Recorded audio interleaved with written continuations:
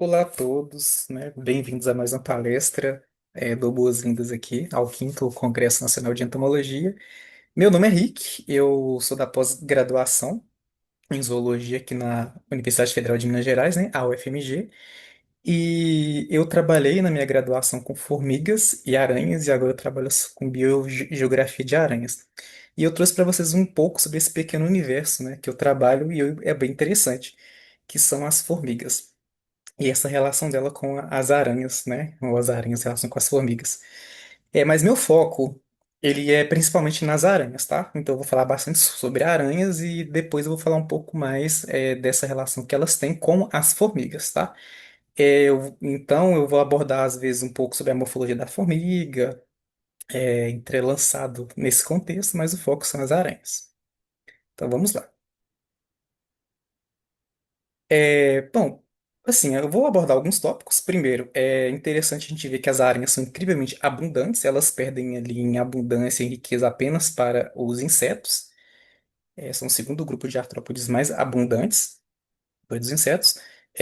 Tem ali, são incríveis indicadores biológicos, e isso é muito importante porque, dependendo da onde a aranha vive, a gente sabe o grau de preservação. Tem aranhas que não vivem próximo a ambientes antropizados, onde tem humanos, elas gostam de ambientes mais preservados ou com serrapilheira específica, ou, por exemplo, tem ali inseto que só vive onde tem uma água incrivelmente limpa e pura, e essa aranha come esses insetos, então se tem esses insetos ali, vai ter tal espécie de aranha ali. Então, depende da espécie de aranha, você sabe o grau de preservação do ambiente.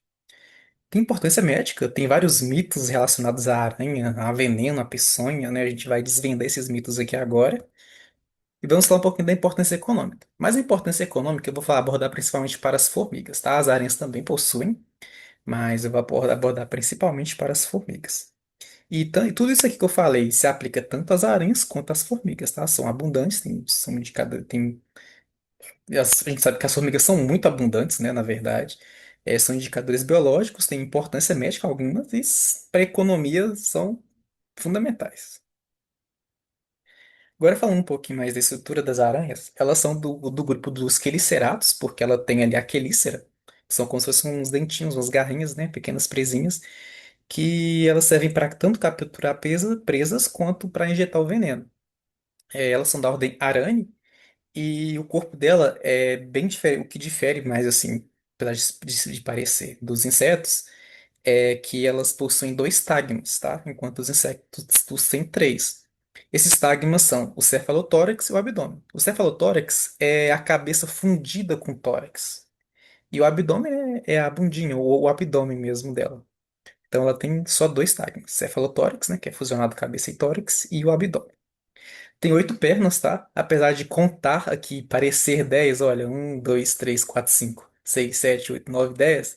Esse primeiro par aqui não são pernas, são palpos. Esses palpos são estruturas que têm uma função muito importante para as aranhas, que é sensorial e para a reprodução dos machos, tá bom? Mas não são pernas. Então, se vocês veem uma aranha grande e contar que tem 10 perninhas, não são 10, são 8.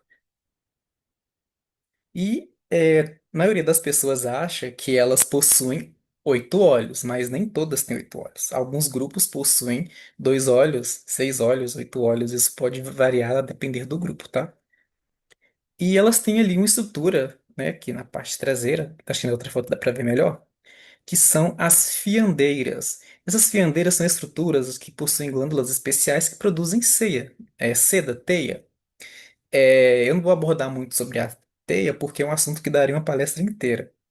Mas de forma geral, a teia ela é secretada de uma forma de uma gotinha líquida e com as perninhas ela puxa essa teia, estica ela e em contato com o ambiente ao secar, ela fica flexível, ela seca. Então ela é o que é. E as aranhas podem produzir metros e metros de teia, tá, gente? E essas teias podem ter diferentes funções. Podem ser mais pegajosas para poder pegar alimento, pode ser mais forte para poder, às vezes, proteger um saquinho de ovos, para poder fazer o ninho. Então, essa teia ela varia muito também a depender do grupo. Aqui dá para ver a quelícera dela, tá vendo? Como se fosse um dentinho. E aqui o palpo, que a gente falou. Então aqui, né, dividido em cefalotórax e abdômen e os olhinhos. Agora, comparando ela com as formigas têm três estágmas, que é cabeça, tórax e abdômen bem separadinhos. Deixa eu tirar a tela aqui da frente, acho melhor assim. Tá. Bem separadinhos. E ela é bem diferente dessa questão das pernas, porque ela possui só seis pernas, enquanto as aranhas possuem oito. Então, se vocês veem um inseto ali, uai, tem só seis pernas, então não é uma aranha, tá? É uma formiga. Ela tem dois olhos compostos, enquanto a aranha tem várias, né, quantidades, as formigas têm só dois, assim como os outros insetos. E elas são eusociais, né? Aranhas são solitárias na maioria das vezes, com raras exceções. Nem sei se existe exceção na verdade. E as formigas são eusociais. A maioria ela vive em comunidade, inclusive em comunidades muito bem estabelecidas. Matriarcais, claro. Sociedade com matriarcas dá muito mais certo. E apesar de existirem solitárias também, tá bom? Tem formigas que são solitárias sim, elas vivem sozinhas, mas a maioria são eusociais.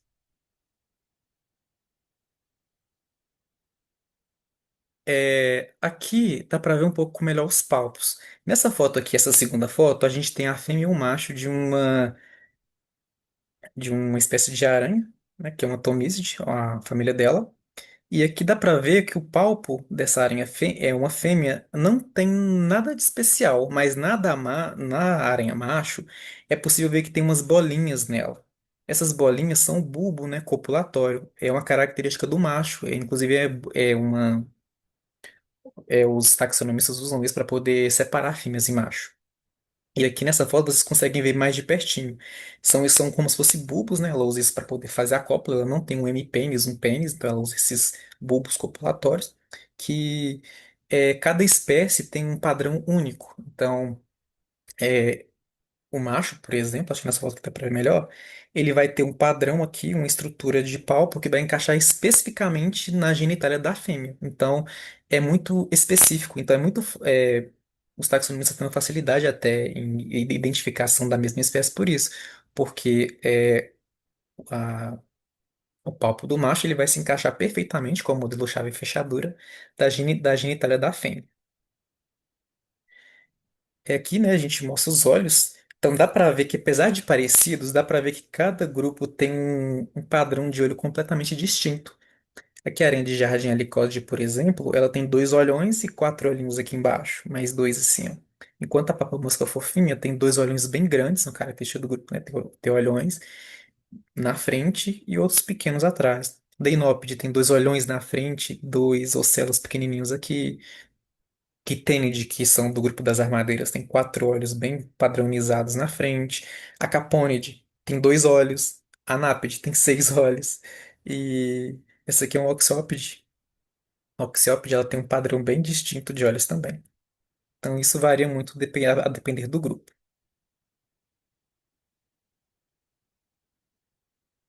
Sobre a alimentação, elas são generalistas, ou seja, elas comem de tudo que é vivo e se mexe. Seja insetos, né? Como vocês podem ver nessa primeira foto, que é o mais comum a gente ver aranhas comendo insetos, mas aranhas não comem apenas insetos, tá?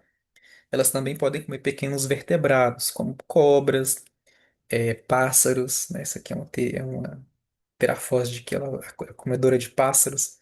Só que não são todas as aranhas, claro, são aranhas que tem que ser aranha muito grande para poder comer um pássaro, né, gente? E como estratégia de caça, elas usam principalmente o veneno e a teia. É, elas prendem ali a presa e injetam, né, as quelíceras. Na verdade, nem é veneno, né? A gente chama de peçonha. Mas eu coloquei veneno porque fica mais fácil de entender, vocês já estão acostumados. Mas depois eu vou falar essa diferença entre peçonha e veneno. No caso, é a peçonha.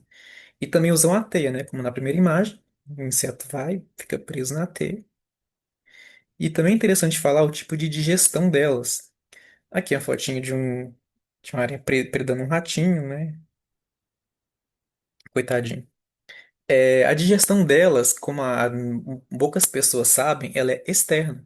Então elas mastigam, maceram ali a presa e secreta enzimas digestivas. Essas enzimas vão pré-digerir o ser vivo, então eles vão sugar esse suco para dentro, né? Com os nutrientes. No caso das aranhas maiores, elas conseguem já comer pedaços, claro, mas a maioria é assim, né? Secreta enzimas digestivas e suga esse suco aí, que vai ficar após a digestão externa. É, as aranhas também possuem algumas estratégias de caça bem interessantes. A aranha pescadora, por exemplo, ela fica sobre a água ou em rochas próximas a elas e ela tem serdinhas nas patinhas que permite que ela até ande sobre a água, né? Algumas espécies até andem sobre a água. E elas sentem com as serdinhas a vibração do que está ali. E a partir disso, ela caça os animais aquáticos ou semi-aquáticos. Então, vocês conseguem ver que uma pegou um peixinho, coitadinho, e outra pegou uma pererequinha. Então, elas não estão ali isoladas somente a insetos ou a pássaros ou aves. Então, nada está livre de aranhas, tá, gente? Elas estão por quase toda parte. Elas também usam uma estratégia bem interessante que é o mimetismo, na caça. A gente vai falar sobre mimetismo mais pra frente, mas na caça elas usam, principalmente as aranhas do grupo das Tomisidae, elas se camuflam nas flores, elas coevoluíram com as flores. Então, existem as amarelinhas que ficam nas flores amarelas, ou outras que parecem flores brancas e amarelas, roxas. Então, elas ficam nessas flores e só esperam da presa vir, né? São amarelas, né? Como a flor. E aqui a gente consegue ver que tem uma abelhinha, coitada dela, não conseguiu escapar da aranha, então ela fica ali paradinha, né? Ela fica de tocaia, só esperando vir e ataca. Essa estratégia é interessante, deixa eu repetir aqui, é a de alçapão. Vocês conseguem ver que tem como se fosse uma teia aqui por fora? Essa teia, ela serve como se fosse um sensor de movimento. Então, quando o inseto, a presa toca ali, ela sente a vibração e ela automaticamente sai para fora e ataca. Ela falou, opa, alguma coisa encostou lá na minha teia, então ela sai para fora e pega. Essa é a aranha de alçapão. Mas tem outro grupo, né, que é diferente. Ela fica ali na espreita mesmo, né? É uma noturna, fica na espreita. Viu que tá ali no solo andando alguma coisinha, ela só espera o momento certo, quase, e pega. Tá? Acho que tem uma vez de câmera lenta aí e volta para dentro da toca. Só que é, algumas aranhas elas têm estratégias de alimentação muito mais específicas e bem interessantes, na verdade. Essa é uma aranha boleadeira, ela é uma aranha bem diferente. Ela é uma aranha que ela se camufla de fezes. Então ela fica de dia na folhinha, né? Fingindo que é um cocô para nenhum pássaro predar ela. Inclusive ela consegue até imitar o cheiro das fezes. Então ela imita o cheiro, né, o odor, a aparência, porque ela aparece, e ela fica ali, né, uma forma de proteção para ela. E é interessante que o macho, acho que essa foto que dá pra ver melhor, ele é muito menor que a fêmea. Então dá pra ver que ele tem uns palpos aqui, né, um macho adulto, mas ele é bem menor que a fêmea. Nem parece que é da mesma espécie, mas eles são, porque existem registros do acasalamento, né, claro. São da mesma espécie. Mas o que deixa essa aranha bem interessante é a estratégia de alimentação dela, porque ela preda mariposas. E é interessante porque as mariposas é difícil de ser pega em teias, porque elas têm ali escamas, né, por fora dela, um pozinho, que ela não gruda fácil. Só que essa aranha quer comer mariposa, então ela tem uma estratégia interessante para poder capturar essas mariposas. Ela tem como se fosse, é, ela faz uma seda e tem uma gotinha de grude aqui, de cola. Então ela usa essa seda, essa gotinha de cola para poder laçar, né? Uma boleadeira, ela laça essa mariposa. Eu tenho um vídeo aqui que mostra como que isso funciona.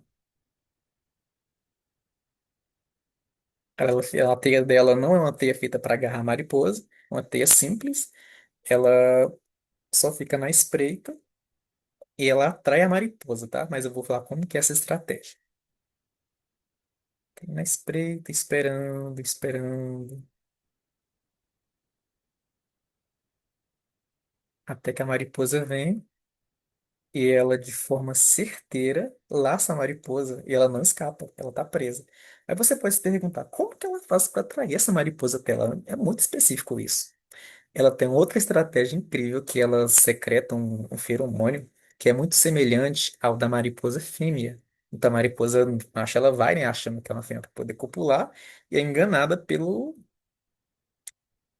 aquela vontade de copular. Então ela sente o odor, né, as moléculas de cheiro da fêmea e vai atrás de uma fêmea. Só que na verdade é uma aranha que está ali esperando ela para poder laçar e capturar ela. Entretanto, as aranhas não comem apenas. Quer dizer, se pensava que elas comiam apenas, eram apenas predadoras, né? Comiam só insetos. Só que foi descoberta uma aranha bem interessante que ela come essa acácia cornigera, né? Esses corpos de Beltian. Tem uma acácia, vocês já podem até ter visto ela que tem esses espinhos bem grandes, né? São chamados também de chifre de boi, acácia chifre de boi. São ocos. Eles servem de casa para formigas, né? Essa acácia tem uma relação bem íntima das formigas por isso. E na ponta das folhinhas dela tem esses corpos de Beltium, que é como se fosse um granulozinho doce, né? Um carboidrato rico ali. E essas aranhas comem esse carboidrato, moram nesses espinhos, né? Vivem ali e em troca eles protegem a planta, né? Com a protocooperação. Só que existe uma saltice de uma aranha bem danadinha que ela come esses corpos de Belt, esses corpos, que é essa bagueira. E é uma aranha bem interessante, né? Até hoje a única descoberta aqui, ela é meio herbívora. Ela também, cara, ela preda algumas larvas, né? Mas ela, quando não tem os corpos de Belt, mas ela come principalmente esses corpos de Belt. Isso é bem interessante, né? Essa descoberta. Então achava-se que a aranha era apenas predadora, esse grupinho aqui, dessa saltice, também pode comer esse suculento que a planta produz. Bom, elas possuem vários hábitos diversos e uma grande diversidade. O interessante das aranhas é que elas têm uma plasticidade adaptativa muito grande. Mesmo que elas vivem em uma floresta, o ambiente é todo devastado, plantam, né, soja, o que for, elas conseguem se adaptar rapidamente às mudanças que acontecem. Então, desde que o ambiente ele forneça alimentação, abrigo e condições de criar seus filhotinhos, a grande parte delas conseguem adaptar essas condições adversas, né? Seja vezes próximo de um ambiente antropizado, seja nas cidades onde tem humanos em um jardim, né? Desde que o ambiente seja favorável minimamente, elas conseguem se adaptar. Mas, infelizmente, algumas, né, não conseguem, se adaptar a tempo hábil e acaba ocorrendo a extinção de várias espécies antes mesmo que elas possam ser descritas. E apesar disso, elas têm uma alta diversidade, né, com mais de 53 mil espécies, é, distribuídas em mais de 4 mil gêneros, 138 famílias. Inclusive, até mês retrasado, tinha só 136 famílias, né? Aumentaram mais duas, então eu dei uma atualizada nesse dado. Você já deve ter visto essas estruturas, né? Afunaladas nas florestas, né? Ou essas folhas juntinhas com seda, são aranhas que fazem, claro. Além disso, elas estão presentes em quase todos os ecossistemas terrestres, tá, gente? Todas as regiões zoogeográficas a gente encontra aranhas. Seja no Ártico, como uma aranha-lobo, que ela está presente no Ártico, né? Foram encontradas espécies na tundra ártica, com as mudanças climáticas, né? O aquecimento global e tal. Houve o derretimento das geleiras. E isso propiciou ali que alguns artrópodes eles pudessem colonizar essas áreas, porque começou a crescer planta, claro. O problema é que essa aranha no Ártico ela é muito maior. E como tem pouco alimento, ela acaba se canibalizando, então elas comem elas mesmas. E acaba ali comendo muitos outros artrópodes que tem ali, então elas são ali predadoras vorazes e acaba sendo um problema. Essa aqui, como a gironeta, é uma aranha que vive embaixo d'água, literalmente embaixo d'água, todo o ciclo de vida dela. Ela vai na superfície, né, pega um pouco de ar, entra embaixo d'água e faz como se fosse um saquinho de ar. Isso aqui, né, feito com seda e é ar. Ela simplesmente traz ar, né, no abdômen, coloca ali e faz uma bolinha de ar. Então, em volta dela, fica como se uma camadinha de oxigênio. Onde ela vai embaixo da água, ela preda peixes, ela coloca os seus ovos, ela faz tudo embaixo d'água. É uma adaptação fantástica, maravilhosa que essa aranha tem, é uma das minhas favoritas assim, em relação ao hábito. E tem também essa aqui, que ela é linda, né? Uma carparacne. Ela vive nos desertos, ela tem uma perda de água bem lenta e para se proteger dos predadores como as vespas, ela simplesmente começa a rolar. Ela estica as patinhas e rola como se fosse uma roda. Então ela desce as grandes dunas rolando. Eu não achei um vídeo, né? Mas se vocês pesquisarem, talvez vocês encontrem. Ela é bem interessante, tem um hábito bem peculiar. Então elas estão presentes em quase todos os ecossistemas, seja na tundra ártica, embaixo d'água, seja nos grandes desertos, a gente encontra aranha. Além disso, elas têm funções ecossistêmicas fantásticas. Elas são grandes predadoras também, né? Como predam animais, vários artrópodes, várias pragas, são controladoras de praga, então elas têm importância econômica até nas plantações, tá? Elas são predadoras de pragas, são ótimas para fazer o controle biológico. São presas também, né? São fonte de alimento para vários animais, como lagartixa, aves. São fontes de materiais de construção, importantes para a economia nesse ponto também. A seda dela pode ser usada para tanto fazer peças de roupa ou alguns fios sintéticos muito resistentes, mas não apenas por humanos, né? Aves usam teia, assim, frequentemente para poder estar fazendo os seus ninhos. E tem um artigo, né, que ele mostra, acho que foi publicado em 2017, que é estimado que as aranhas elas consomem entre 400 e 800 milhões de toneladas, tá, de insetos, né, de comidas por ano. Então, assim, elas fazem um controle biológico. A gente acha, mas elas fazem controle biológico, mas não é grande coisa, não. É sim, porque elas predam entre 400 e 800 milhões de toneladas anualmente. E isso é uma quantidade muito expressiva. Então, né, a gente vê que as aranhas, sim, elas têm uma grande importância, tá, gente? No caso da importância médica, é interessante falar, porque no Brasil, existem três grandes grupos, não dois, né, mas existem três grupos que são de interesse médico. Por que só três grupos? Todas as aranhas, elas têm veneno sim, tá, gente? Quase todas. A maioria tem. Com poucas exceções, mas elas têm veneno sim. E esse veneno, ele é fraquinho na maioria das vezes, porque é para presa. Então ele vai ali, ela prende o inseto, né? Injeta o veneno, ele fica imobilizado ou morre. Só que é para isso, para caça, para predação. Não é um veneno forte que vai matar o humano. A maioria tem um veneno muito, muito fraquinho. Só três grupos de aranhas que têm um veneno assim forte o suficiente para poder fazer algum mal para os humanos. E não é imediatamente, né? Demora alguns dias.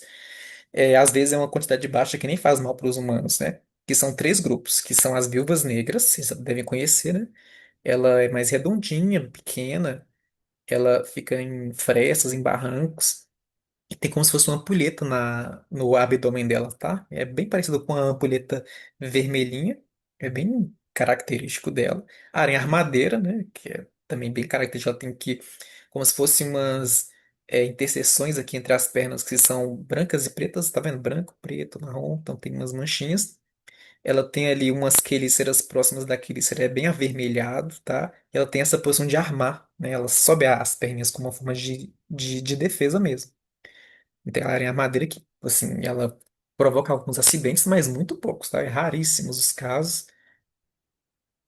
E tem a aranha marrom.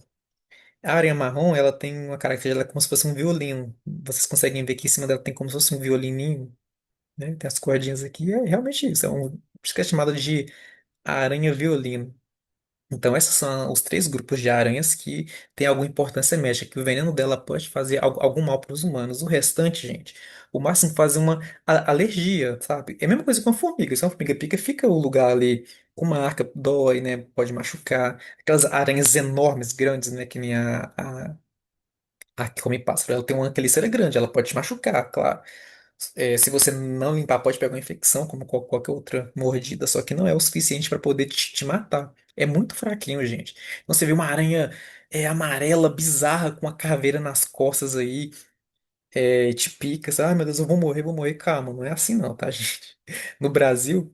São esses três grupos que são, assim, os que têm algum interesse médico porque a peçonha causa algum mal, mas o restante não. O que pode acontecer, não tô falando que o veneno não vai, assim, te fazer mal. O que pode acontecer é a pessoa ter alguma alergia. Então, se a pessoa tem alergia, claramente, a hora que a aranha picar, ela vai ter uma reação alérgica. Mas, é, fora isso, essas aranhas são as principais. Existe também a teia de funil da Austrália, só que tá bem longe da gente, da nossa realidade. É interessante falar que é o seguinte: existe uma diferença entre peçonha e veneno. A maioria das pessoas acha que mesmo que uma cobra é venenosa, aranha é venenosa, mas tem uma diferençazinha. É relevante? Não é, porque no nosso dia a dia a gente fala, é venenoso. Eu não vou ficar discutindo se uma cobra é venenosa ou peçonhenta. Só que é interessante eu trazer essa informação para vocês. A diferença entre um animal ou um ser vivo venenoso e um peçonhento, tá? Os peçonhentos, eles são aqueles que conseguem injetar a peçonha de alguma forma. Seja a cobra através dos dentes, seja a lagarta através dos espinhos dela, que a hora que for injeta o veneno. Abelhas, tem o aguilhão, o ferrão. É o escorpião, né, que tem um aguilhão que injeta. A lacraia, a aranha, a própria aranha, né? Ela tem a peçonha porque ela injeta o veneno. É, o que é diferente dos venenosos, tá? Os venenosos, a gente, obviamente, né, são o oposto disso. Eles não injetam veneno. Aqui tem vários exemplos de animais venenosos, né? Como o sapinho lá da Amazônia. Ele tem a pele venenosa. Então, se ele for comido ou pegarem nele, passar nos olhos ou algo do tipo, você vai ser envenenado. Tem esse animalzinho que eu esqueci o nome agora, mas ele é do mar. Ele é lindo, né? Também. Ele é venenoso. Esse aqui é o polvo de anéis azuis. Ele é um dos animais mais venenosos da Terra. Se você tocar nele ali, você pode morrer. Não vai achar um antídoto a tempo. Só que nem são animais, né? Uma forma simples e rápida de falar que se um ser vivo é venenoso não é só você lembrar das plantas. Tem muita planta que é venenosa. Por quê? Ela é ingerida, ela é tocada de alguma forma, ingerida, dá alguma reação, mas não injeta nada, tá? Então a diferença entre venenoso e peçonhenta é essa. Um injeta e outro não.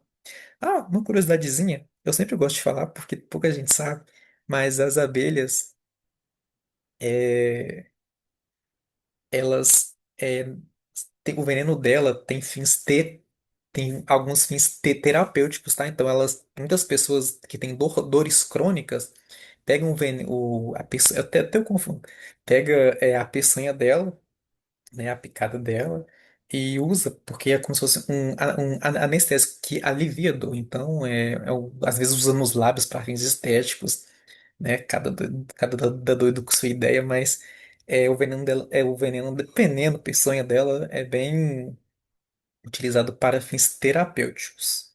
Claro, não façam isso com a cobra. Vou falar um pouquinho de formiga agora, rapidinho. Bom, eles são, né, da ordem Hymenoptera, né, que estão compreendidos ali as abelhas, as vespas e as formigas, são parentes bem próximos. E as formigas, elas são de uma grande família ali, né, que são as Formicidae. Existem muitas espécies, aí tem 887.114 espécies, espécimes, tá? Estimado esse número, claro, não tem como saber quantos espécimes de formiga existem, quantos indivíduos existem de formiga, só que tem essa média aí. É, Só que eu acho que esse dado está um pouco desatualizado, porque não tem como ter. Não, não, na verdade, isso tá na casa dos bilhões ou milhares, tá? É porque eu esqueci de colocar a unidade de medida aqui, tá? Mas está na casa de 887,114, eu acho que milhões ou bilhões. São bilhões, tá? É, Estão ali dispostas em 23 subfamílias, 522 gêneros. É, Essa questão de espécie é interessante. Por quê? Espécie e subespécie tem 29.808. Só que isso aqui é contando com os fósseis, tá? Existem muitas fósseis bem preservados de formigas, só que as espécies válidas têm cerca de 16.027. Pode ter mais, eu não sei, a ciência atualiza constantemente, então provavelmente tem até mais. Deu confundido agora nesses dados, porque eu esqueci de colocar uma unidade de medida, né, para se é bilhões ou bilhões, mas depois eu lembro aqui e falo com vocês. E é interessante que as formigas também têm importância econômica, assim como as aranhas, tá? Além delas estarem presentes ali na agricultura, que eu vou falar um pouquinho sobre isso, muitas pessoas vendem elas em sites. A nossa formiga tanajura tem um valor altíssimo na gringa. 125 euros, é um valor bem alto, né, gente? Então, claro que isso é crime, com certeza. Se a gente for vender formiga, você vai ser preso, não venda formiga. Não comece o contrabando, tá? Eu só trouxe isso aqui como fins informativos. Tá até esgotado aqui os estoques, tá? Elas são vendidas a preços altíssimos, as rainhas, né? Lá na Universidade Federal de Viçosa, onde eu tinha o meu um trabalho com as formigas, a gente tinha um formigueiro gigante dentro de uma sala e a gente criava as formigas lá, né? Para fins de estudo, de pesquisa. Teve um pequeno errinho aqui no meu slide, já conserto. Ah, arrumou. Então tá bom. Elas também são pragas agrícolas, mas eu não chamo bem de pragas agrícolas. Ela tem uma função ecossistema, ela tem muitas funções ecossistêmicas, como por exemplo a manutenção da vegetação mesmo. Então elas fazem a poda natural da floresta são feitas por elas. Nós humanos, claro, invadimos o território delas e acaba tendo essa competição, porque elas se adaptam bem ao ambiente antrópico. Então, mesmo que o humano chega ali e planta um monte de planta, elas vão se adaptar àquilo, né? Como as do gênero Atta, né, essas formigas, elas são as cortadeiras, então, assim, elas causam grandes prejuízos nas plantações de eucalipto. Então, vocês conseguem ver aqui sem folha, coitadinhos, tudo morto. Isso aqui são grandes formigueiros, tá? Podem chegar até 20 metros de profundidade. Formiga vive muito, tá, gente? Vive 20 anos, né? A de Viçosa lá, nossa, tem um formigueiro só de mais de 20 anos. E quando a rainha morre, o formigueiro acaba. É uma pena, né? Mas é isso que acontece. Então elas não são bem pragas, né? Elas têm as funções ecossistêmicas delas. Ela corta as folhas, mas as árvores, a maioria das vezes, brota de novo.